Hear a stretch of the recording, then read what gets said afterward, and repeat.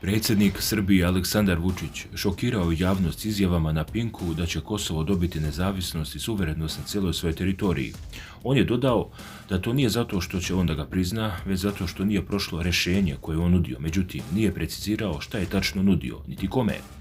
Predsjednik Srbije je za televiziju Pink rekao da ono što je nudio nije moglo da prođe zbog strahovitog pritiska pojedinih zemalja i njihovih obavještajnih službi, koje su pokrenule kompletne agenture po različitim zemljama političke, medijske i druge.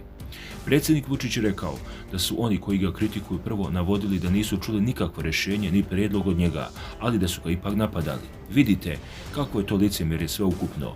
Kažete niste čuli šta sadrži taj prijedlog. Saglasan sam, niste čuli. A što ste ga napadali?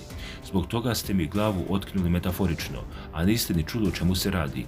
A sad kad kažem da je propalo, kažete niste ni čuli. Pa čekajte ljudi, pa šta ste napadali onda i rušili sve, a niste htjeli ni da čujete, pitao je predsjednik Vučić. On je dodao da je bio organizovan unutrašnji dijalog, ali da deo opozicije nije iznio svoj prijedlog o rješavanju kosovskog pitanja.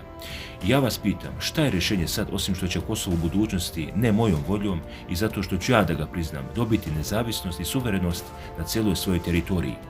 Pa ću onda da pitam mnoge koji su protestovali i govorili mnoge stvari, zašto ste to radili, kako je moguće da niste mogli da sagledate realnost i što ste ometali mogućnost da Srbija izvuče nešto za svoj narod i svoju zemlju, rekao je predsjednik Vučić.